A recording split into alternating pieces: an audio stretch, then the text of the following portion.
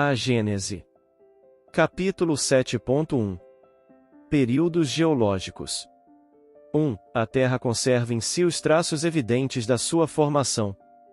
Acompanham-se-lhe as fases com precisão matemática, nos diferentes terrenos que lhe constituem o arcabouço.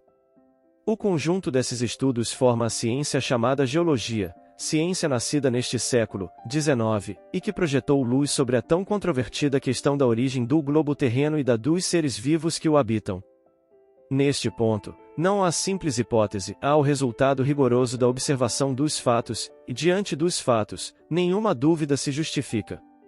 A história da formação da Terra está escrita nas camadas geológicas, de maneira bem mais certa do que nos livros preconcebidos, porque é a própria natureza que fala, que se põe a nu, e não a imaginação dos homens a criar sistemas. Desde que se notem traços de fogo, pode dizer-se com certeza que houve fogo ali onde se vejam os da água, pode dizer-se que a água ali esteve, desde que se observem os de animais, pode dizer-se que viveram aí animais.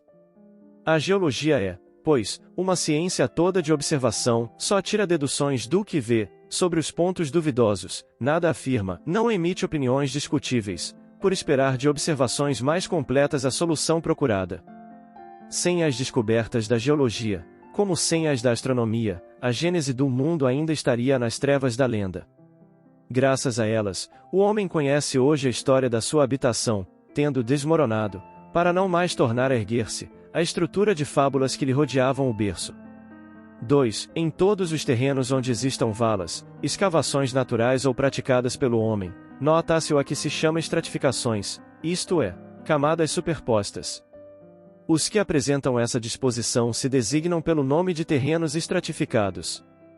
Essas camadas, de espessura que varia desde alguns centímetros até 100 metros e mais, se distinguem entre si pela cor e pela natureza das substâncias de que se compõem.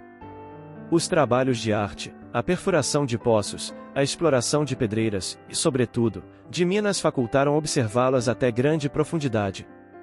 3. São em geral homogêneas as camadas, isto é, cada uma constituída da mesma substância, ou de substâncias diversas, mas que existiram juntas e formaram um todo compacto. A linha de separação que as isola umas das outras é sempre nitidamente sulcada, como nas fiadas de uma construção. Em nenhuma parte se apresentam misturadas e sumidas umas nas outras, nos pontos de seus respectivos limites, como se dá, por exemplo, com as cores do prisma e do arco-íris. Por esses caracteres, reconhecesse que elas se formaram sucessivamente, depositando-se uma sobre outra, em condições e por causas diferentes. As mais profundas são, naturalmente, as que se formaram em primeiro lugar, tendo-se formado posteriormente as mais superficiais.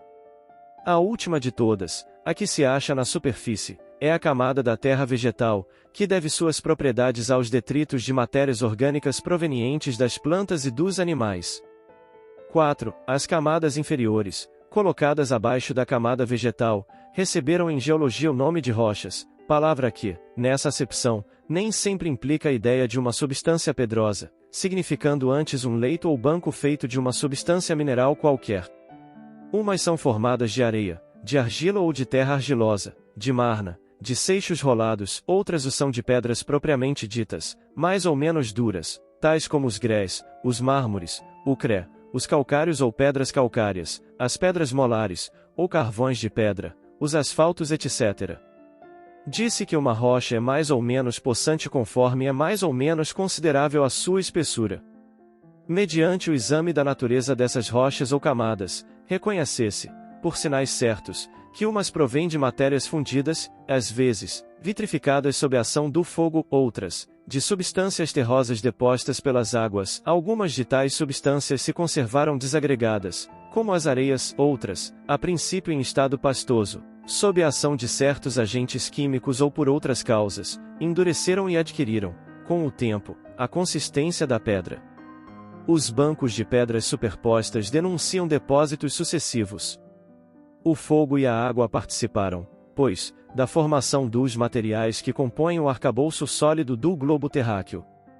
5. A posição normal das camadas terrosas ou pedregosas, provenientes de depósitos aquosos, é a horizontal. Ao vermos essas planícies imensas, que por vezes se estendem a perder de vista, de perfeita horizontalidade, lisas como se as tivessem nivelado com um rolo compressor, ou esses vales profundos, tão planos como a superfície de um lago, podemos estar certos de que, em época mais ou menos afastada, tais lugares estiveram por longo tempo cobertos de águas tranquilas que, ao se retirarem, deixaram em seco as terras que elas depositaram enquanto ali permaneceram. Retiradas as águas, essas terras se cobriram de vegetação. Se, em vez de terras gordas, limosas, argilosas, ou marnosas, próprias a assimilar os princípios nutritivos, as águas apenas depositaram areias silicosas, sem agregação, temos as planícies arenosas que constituem as charnecas e os desertos, dos quais nos podem dar pequena ideia os depósitos que ficam das inundações parciais e os que formam as aluviões na embocadura dos rios. 6. Conquanto a horizontal seja a posição mais generalizada e a que normalmente assumem as formações aquosas, não é raro verem-se, nos países montanhosos e em extensões bem grandes, rochas duras, cuja natureza indica que foram formadas em posição inclinada e, até por vezes, vertical. Ora, como, segundo as leis de equilíbrio dos líquidos e da gravidade, os depósitos aquosos somente em planos horizontais podem formar-se, pois os que se formam sobre planos inclinados são arrastados pelas correntes e pelo próprio peso para as baixadas, evidente se torna que tais depósitos foram levantados por uma força qualquer, depois de se terem solidificado ou transformado em pedras. Destas considerações se pode concluir, com certeza, que todas as camadas pedrosas que, provindo de depósitos aquosos, se encontram em posição perfeitamente horizontal, foram formadas, durante séculos, por águas tranquilas e que, todas as vezes que se achem em posição inclinada, o solo foi convulsionado e deslocado posteriormente, por subversões gerais ou parciais, mais ou menos consideráveis. 7. Um fato característico e da mais alta importância, pelo testemunho irrecusável que oferece, consiste no existirem, em quantidades enormes, despojos fósseis de animais e vegetais, dentro das diferentes camadas. Como esses despojos se encontram até nas mais duras pedras, há de concluir-se que a existência de tais seres é anterior à formação das aludidas pedras. Ora, se levarmos em conta o prodigioso número de séculos que foram necessários para que se lhes produzisse o endurecimento e para que elas alcançassem o estado em que se acham desde tempos imemoriais, chega-se forçosamente à conclusão de que o aparecimento de seres orgânicos na Terra se perde na noite das idades e é muito anterior, por conseguinte, à data que lhes assina a Gênese. Nota de Allan Kardec, fóssil, do latim fossilia, fossilis, derivado de fossa, e de fodere, cavar, escavar a terra. É uma palavra que em geologia se emprega designando corpos ou despojos de corpos orgânicos de seres que viveram anteriormente às épocas históricas. Por extensão, diz igualmente das substâncias minerais que revelam traços da presença de seres organizados, quais as marcas deixadas por vegetais ou animais. O termo petrificado se emprega relativamente aos corpos que se transformaram em pedra, pela infiltração de matérias silicosas ou calcárias nos tecidos orgânicos. Todas as petrificações necessariamente são fósseis, mas nem todos os fósseis são petrificações. Nos objetos que se revestem de uma camada pedregosa quando mergulhados em certas águas carregadas de substâncias calcárias, como as do regato de Saint-Alire, perto de Clermont, no Auvergne, França, não são petrificações propriamente ditas, porém simples incrustações. Os monumentos, inscrições e objetos produzidos por fabricação humana, esses pertencem à arqueologia. 8. Entre os despojos de vegetais e animais, alguns a que se mostram penetrados em todos os pontos de sua substância, sem que isso lhes alterasse a forma, de matérias silicosas ou calcárias que os transformaram em pedras, algumas das quais apresentam a dureza do mármore. São as petrificações propriamente ditas. Outros foram apenas envolvidos pela matéria no estado de flacidez, são encontrados intactos, alguns, inteiros, nas mais duras pedras. Outros, finalmente, apenas deixaram marcas, mas de uma nitidez e uma delicadeza perfeitas. No interior de certas pedras, encontrarão-se até marcas de passos, pela forma do pé, dos dedos e das unhas, chegou-se a reconhecer a espécie animal a que pertenceram. 9. Os fósseis de animais absolutamente não contêm, e isso é fácil de conceber-se, senão as partes sólidas e resistentes, isto é, as ossaturas, as escamas e os cornos, são, não raro, esqueletos completos, as mais das vezes, no entanto, são apenas partes destacadas, que a procedência facilmente se reconhece. E examinando-se uma queixada, um dente, logo se vê se pertence a um animal herbívoro ou carnívoro. Como todas as partes do animal guardam necessária correlação, a forma da cabeça, de uma omoplata, de um osso da perna, de um pé, basta para determinar o porte, a forma geral, o gênero de vida do animal. Nota de Allan Kardec, no ponto aqui Georges Cuvier de 1769 a 1832, zoólogo e paleontólogo francês levou a ciência paleontológica. Um só osso basta frequentemente para determinar o gênero, a espécie, a forma de um animal, seus hábitos, e para o reconstruir todo inteiro. Os animais terrestres têm uma organização que não permite sejam confundidos com os animais aquáticos. São extremamente numerosos os peixes e os moluscos testáceos fósseis, só estes últimos formam, às vezes, bancos inteiros de grande espessura. Pela natureza deles, verifica-se sem dificuldade se são animais marinhos ou de água doce. 10. Os seixos rolados, que em certos lugares formam rochas formidáveis, constituem inequívoco indício da origem deles. São arredondados como os calhaus de beira-mar, sinal certo do atrito que sofreram, por efeito das águas. As regiões onde eles se encontram enterrados, em massas consideráveis, foram incontestavelmente ocupadas pelo oceano, ou, durante longo tempo, por outras águas movediças, ou violentamente agitadas.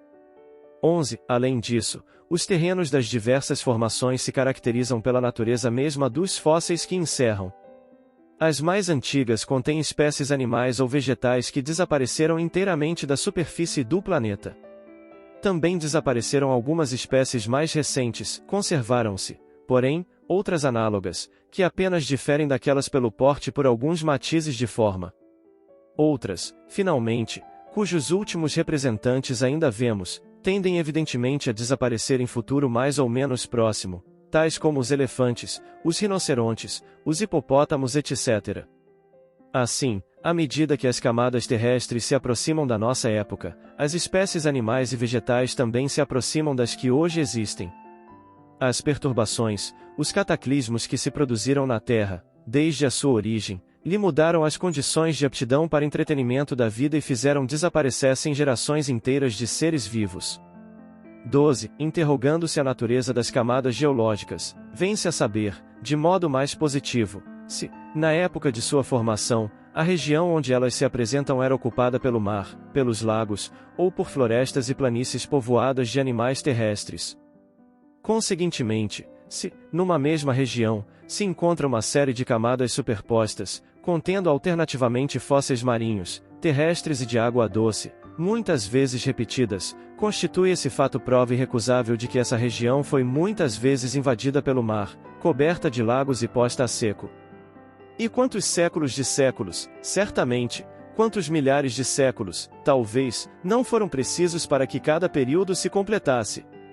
Que força poderosa não foi necessária para deslocar e recolocar o oceano, levantar montanhas? Por quantas revoluções físicas, comoções violentas não teve a Terra de passar, antes de ser qual havemos desde os tempos históricos? E querer-se que tudo isso fosse obra executada em menos tempo do que o que leva uma planta para germinar. 13. O estudo das camadas geológicas atesta, como já se disse, formações sucessivas, que mudaram o aspecto do globo e lhe dividem a história em muitas épocas, que constituem os chamados períodos geológicos, cujo conhecimento é essencial para a determinação da gênese. São em número de 6 os principais, designados pelos nomes de períodos primário, de transição, secundário, terciário, diluviano, pós-diluviano ou atual. Os terrenos formados durante cada período também se chamam terrenos primitivos, de transição, secundários etc. Disse, pois, que tal ou tal camada ou rocha, tal ou tal fóssil se encontram nos terrenos de tal ou tal período. 14. Cumpre-se note que o número desses períodos não é absoluto, pois depende dos sistemas de classificação. Nos 6 principais, mencionados acima, só se compreendem os que estão assinalados por uma mudança notável e geral no estado do planeta, mas a observação prova que muitas formações sucessivas se operaram, enquanto durou cada um deles. Por isso é que são divididos em 6 períodos caracterizados pela natureza dos terrenos e que elevam a 26 o número das formações gerais bem assinaladas, sem contar os que provêm de modificações devidas a causas puramente locais.